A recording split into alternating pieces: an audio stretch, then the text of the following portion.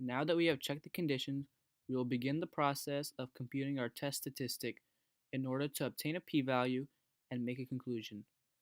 Before we do that, we need to specify the sampling distribution model and state the degrees of freedom. So we will use a student's t model with n minus 1 degrees of freedom, n being the number of pairs. So 22 minus 1 equals 21 degrees of freedom. Now, in order to calculate any test statistic, the general formula is statistic minus parameter over the standard error. And for the matched pairs t-test, our statistic will be the means of the pairwise differences minus 0, the hypothesized difference, over the standard error, which consists of the standard deviation of the differences divided by the square root of the number of pairs. So once we have these three pieces of information, we can calculate our test statistic t and compute our p-value. So we will need to find out these three pieces of information. But we already have one, n, which is 22, because there are 22 pairs. Now, in order to calculate the mean and the standard deviation of the differences, we need a calculator. We have the data stored in L1 and L2, and the differences are stored in L3.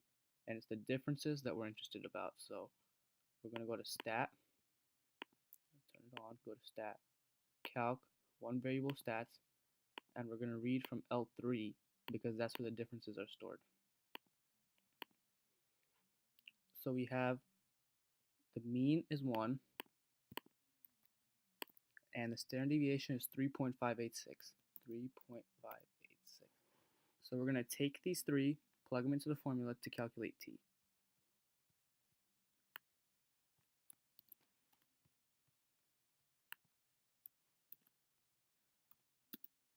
So here we have t degrees of freedom 21 equals 1, which is the mean, minus 0, like always, over the standard error, which is the standard deviation 3.58 that we got from the calculator, over the square root of the number of pairs, 22.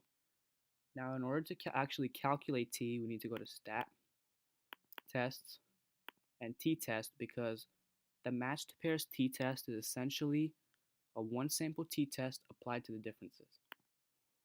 Now, we're going to choose data because we have the data in the calculator. We're going to read from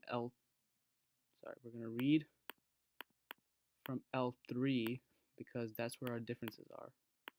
So second stat, L3. And we're going to choose the two-tailed test because our alternative hypothesis is the two-tailed. So we're going to calculate. And here we have our t and p-value. So we're going to write our t here, 1.308. We're going to make a picture and specify our t's. So here on the left we have negative 1.308, and on the right we have 1.308.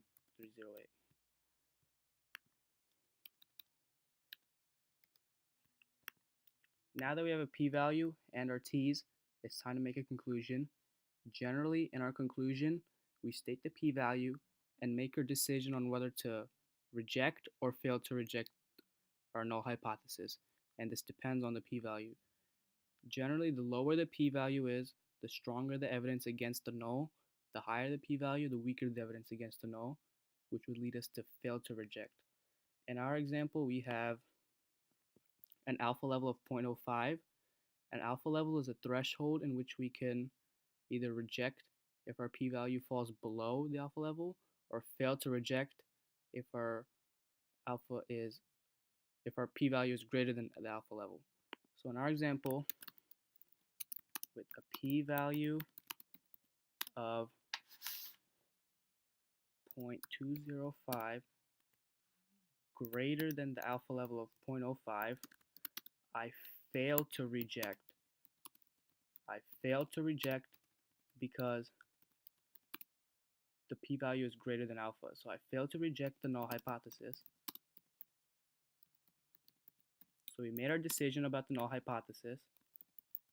And now we're going to conclude in terms of the alternative hypothesis. There is insufficient evidence to suggest that the special training helped or hurt student performance. So we compared our p-value to alpha. We decided to fail to reject because our p-value ended up being greater than our alpha level. And we concluded in terms of the alternative hypothesis that there's insufficient evidence to suggest that special training helped or hurt student performance. And that is a rundown on the matched pairs t-test.